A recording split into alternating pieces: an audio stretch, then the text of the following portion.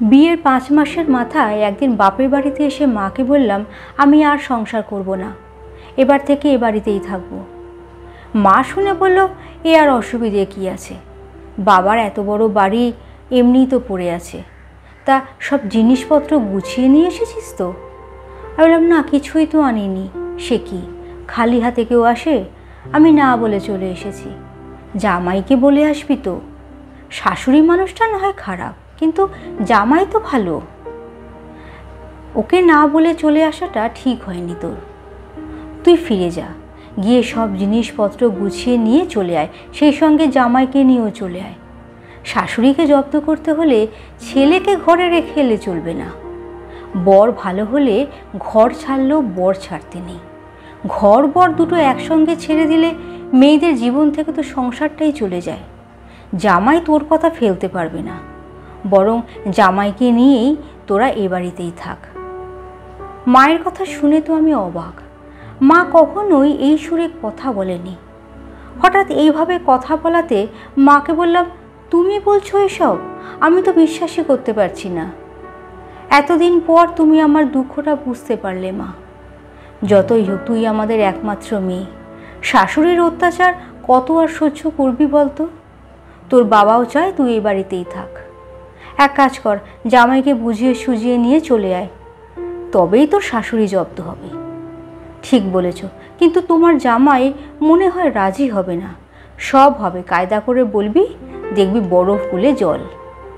মায়ের কথা শুনে আমি সেদিনই শ্বশুরবাড়িতে ফিরে গেলাম। বুঝলাম মা যে বুদ্ধিটা দিয়েছে ওটাই প্রয়োগ করতে হবে। জীবনে কি চেয়েছিলাম আর কি হয়ে গেল সেটাই তখন ভাবছিলাম।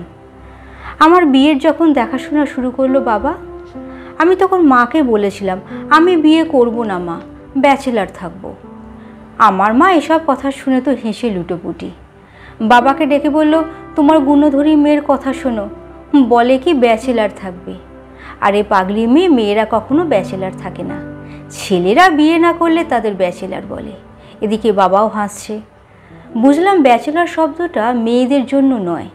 মাকে জিজ্ঞেস করছিলাম, মেয়েরা বিয়ে না করলে তাদের কি বলে?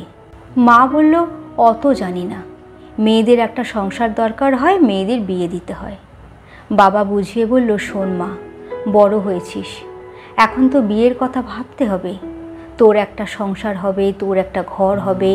বাবাকে বললাম, নিজের ঘর তো এটাই, বিয়ের পর ওখানে গিয়ে নিজের মতো করে থাকতে পারবো?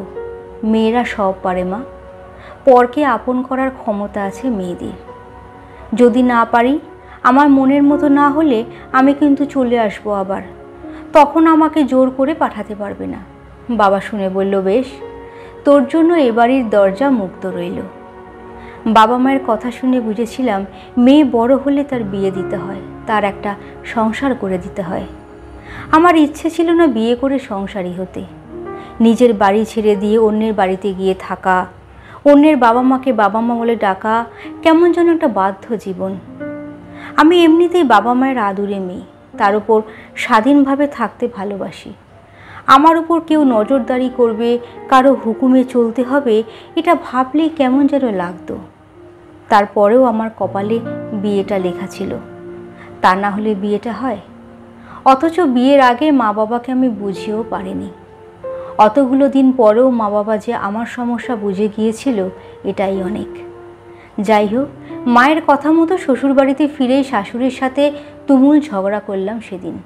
ঝগড়া করতে কারণ লাগে না, কোনো একটা ছুতো পেলেই হলো। বর অফিস থেকে ফিরতেই যা ঘুরলো তার থেকে একটু বাড়িয়েই বললাম। ও শুনে তখন চুপ করে আছে। চুপ করে থাকতে দেখে বললাম, এ বাড়িতে তোমার মায়ের সাথে ঝগড়া করে কিছুতেই থাকতে পারবো না। ও শুনে বলল, তাহলে উপায়? উপায় আর কি, আমি ভেবেছি আমি আর তুমি আমার বাবার বাড়িতে গিয়ে থাকবো, আর ওখান থেকে তোমার অফিস যেতেও সুবিধা।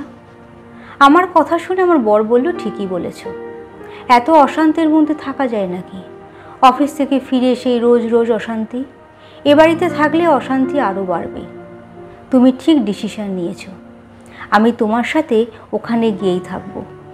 অশান্তির চেয়ে শান্তি ভালো। বুঝলাম ছেলেও মাকে চিনেছে।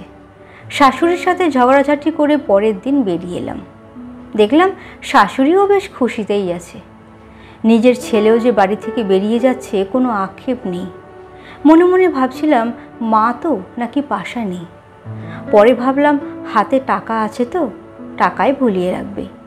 শ্বশুরমশাই ভালো চাকরি করতেন, পেনশনের একটা মোটা টাকা হাতে পাচ্ছেন, তার আবার মায়া মমতা। ছেলেরও মায়ের প্রতি ভালোবাসা নেই।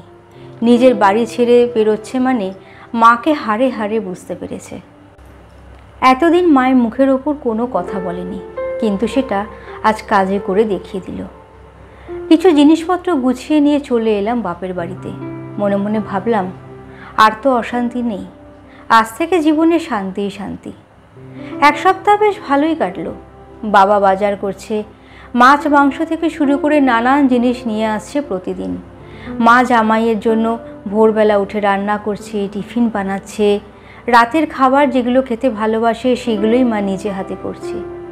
আমিও সকালবেলায় কোনোদিন 9টায়, কোনোদিন 10টায় উঠছি। একদম আরামের জীবন। এরকম সুখের জীবনটাই তো চেয়েছিলাম।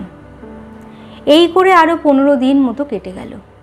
এদিকে আমার বড় বেশ দিব্যি আছে, না বাজার দোকান করতে হচ্ছে, না অন্য কোনো কাজ করতে হচ্ছে, কিছুই না। এদিকে মায়ের যেমন কাজ বেড়েছে, তেমনি আমার বাবারও খাটুনি বেড়েছে। ছুটির দিনগুলোতে আমার বর আমার থেকেও বেশি দেরি করে ঘুম থেকে উঠছে, অথচ নিজের বাড়িতে দেখতাম 7 সকালে উঠে সব কাজ করত।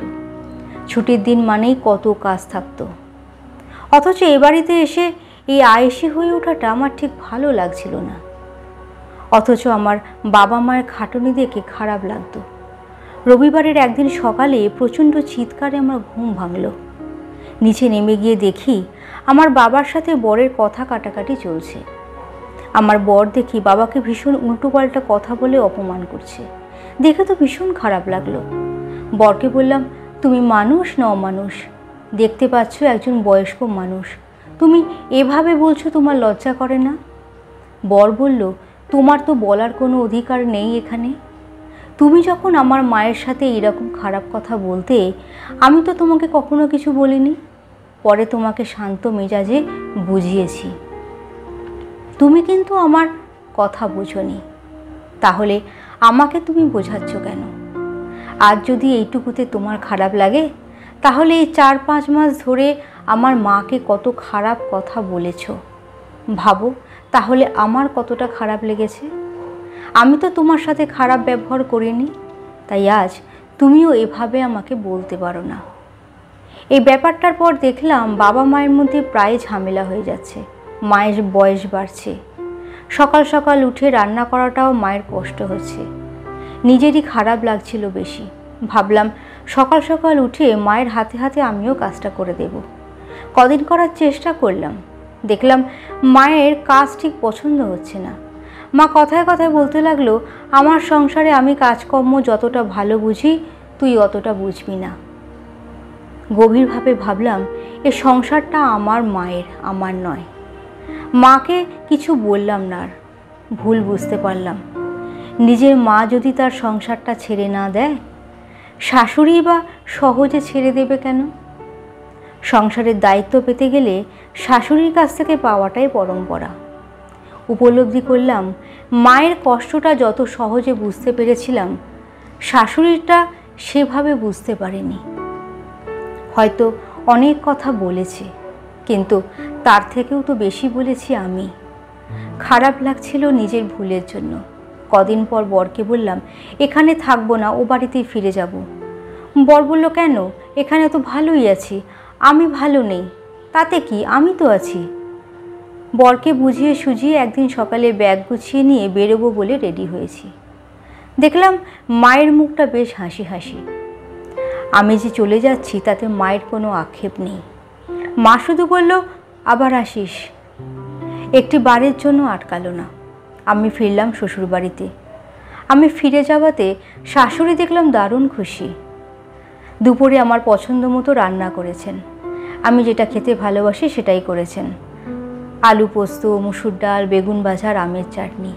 কি তৃপ্তি করে খেলাম। খাওয়া দাওয়ার পর শাশুড়ি আমার পাশে এসে বললেন, এটা সংসার, এখানে এভাবে যুদ্ধ করে থাকতে হয়। তরকারিতে কোনোটাতে ঝাল বেশি হবে, কোনোটাতে কম ঝালেও ভালো লাগে, তাই বলে খাওয়া দাওয়া বন্ধ করে দিলে চলবে কেন? ঝগড়া করো সংসারে থেকে, সংসার থেকে বেরিয়ে গেলে যেখানেই যাও দুদিনের জন্য সেখানে ভালো লাগবে, কিন্তু তোমাকে কেউ সংসার দেবে না। মেয়েদের নিজের একটা সংসার লাগে, সেই সংসারটা তুমি এখানেই পাবে। আমি যেমনটা পেয়েছি আমার শাশুড়ির কাছ থেকে। বৌমাদের পছন্দ মানুষ শাশুড়ি কখনোই হয় না, খুব কম মানুষই আছে দুজনের পছন্দে দুজন আছে। এই লড়াই চলে আসছে সে কোন কাল থেকেই, কোথাও কম কোথাও বেশি, তারপরেও থাকতে হবে, সংসার করতে হবে। ঘটিবাটি পাশাপাশি থাকলে ঠোকাঠুকি তো হবেই, তাই বলে বেরিয়ে যেও না, এটাই জীবন। টোনাটনির সংসারে শাশুড়ির মতো চড়ুই পাখি একটা লাগে, তবেই না সংসার। ভালো মন্দ দুই মিলিয়েই জীবন। তারপর থেকে 30 বছর কাটিয়ে ফেলেছি, নিজের একটা সংসার হয়েছে। শাশুড়ির সাথে ঝগড়া করেছি, হয়তো দুদিন কথাও বলিনি, কিন্তু বাড়ি ছেড়ে বেরিয়ে যাইনি। আজ 5 বছর হলো শাশুড়ি নেই। ভীষণ মিস করি ওই শাশুড়ি নামক প্রতিদ্বন্দ্বীকে। আজ খেলার মাঠ পুরো ফাঁকা, ভালো লাগে না এই ফাঁকা মাঠে খেলতে। জীবনটা ফুটবল খেলার মতো, সংসার হলো বড় মাঠ, প্রতিদ্বন্দ্বী না থাকলে গোল দিয়ে কি মজা। এত বড় বাড়িটায় আমি একাই খেলছি, এ খেলাটা ঠিক জমছে না, আর কারণ জমানোর মানুষটাই তো নেই। মানুষটা শাসন করত, ঝগড়া করত, মাঝে মাঝে রণচণ্ডী মূর্তি ধারণ করে বাড়ি মাথায় করত, কিন্তু আমার অসুখ বিসুখ করুক, জ্বর হোক, তুলসী পাতার রস, বাসক পাতার পচন, জ্বর মুখে খারাপ লাগলে পলতা পাতার বড়া, এইগুলো মুখের কাছে ধরতে নেই মানুষটাই। আমার জ্বর হলে মাঝরাতে কড়া নেড়ে ছেলেকে বলতো, মিটারটা দিয়ে দেখ জ্বরটা এসেছে কিনা। আমার শরীর খারাপ দেখলে ছেলেকে বলতো, রোজ রোজ কিসের অফিস, কামাই কর একদিন, তোর বউকে তুই না দেখলে কে দেখবে। আজ এতগুলো বছর পরে পুরো বাড়িটাই নিজের, পুরো সংসারটাই আমার নিজের, কিন্তু মন খারাপের একরাশ দুঃখ বুকের মধ্যে জমেছে। যার থাকাটা মাঝে মাঝে অস্বস্তি লাগতো, তার না থাকাটা কিছুতেই স্বস্তি দিচ্ছে না। আমরা মেয়েরা বাবার বাড়িতে যতটা অধীনে থাকি, তার থেকে বেশি মুক্ত থাকি নিজের সংসারে। শাশুড়ি মারা যাওয়ার আগে আমার মা চলে গেল পরপারে, তারপরে একদিন শাশুড়িও মায়া কাটিয়ে চলে গেল। শাশুড়ি বেশ কিছু গয়না মারা যাওয়ার বছর 3 আগে আমাকে দিয়ে গেল, বলল, এগুলো সব তোমার, এই সীতাহারটা শুধু দুলকিকে দিও। দুলকি মানে আমার মেয়ে, ওরও বিয়ে ঠিক হয়েছে, সামনের ফাল্গুনে ওর বিয়ে। সেদিন সীতাহারটা বের করতে গিয়ে শাশুড়ির কাপড় জামা রাখার যে বাক্সটা ছিল ওটা খুলেছিলাম। আমাকে দেওয়া গয়নাগুলো ওতেই আছে। গয়নার বাক্স বের করতে বাক্সের এক কোণে সযত্নে রাখা একটি চিঠি। চিঠিটা লিখেছে আমার মা আমার শাশুড়িকে। তখন তো আর মোবাইল ছিল না। চিঠিটা পড়তে গিয়ে আবিষ্কার করলাম 30 বছর আগের একটি সত্যকে।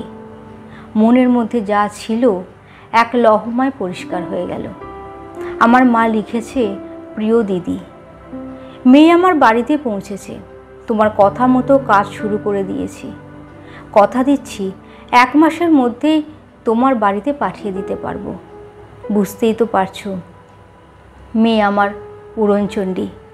এই উড়নচণ্ডী মেয়েকে নিয়ে চিন্তার শেষ নেই। তোমার কথা মতোই আমি ওকে বলেছি বাড়ি ছেড়ে চলে এসে এখানে থাকতে। যেমনটি বলেছ ঠিক তেমনটি করছি সব। ভয় হয়, ওই মেয়ে কি আর সংসার করতে পারবে? তা তুমি যখন আছো চিন্তা নেই। শ্বশুর বাড়িটা মেয়েদের সম্মানের জায়গা। আমি চাই ওর একটা নিজের সংসার হোক। আর যাই হোক, বাপের বাড়িতে মেয়েরা দিনের পর দিন থাকলেও মেয়েদের সংসারটা কিন্তু ওখানে হয় না। মনে পড়ে যাচ্ছিল সেই 30 বছর আগে মায়ের কথাগুলো। মা যখন বলেছিল সব ছেড়ে চলে আসতে, অবাক হলেও মায়ের এই কথাগুলোর মধ্যে যে নিপুণ কৌশল ছিল ধরতে পারিনি আমার বরের নিপুণ অভিনয়ও। ভেবেছিলাম মা আমাকে প্রশ্রয় দিচ্ছে। আমার ধারণাটাই ভুল ছিল। শ্বশুরবাড়ি থেকে যখন চলে এসেছিলাম তখন আমার শাশুড়ি মাকে দেখেছিলাম মুচকি মুচকি হাসতে।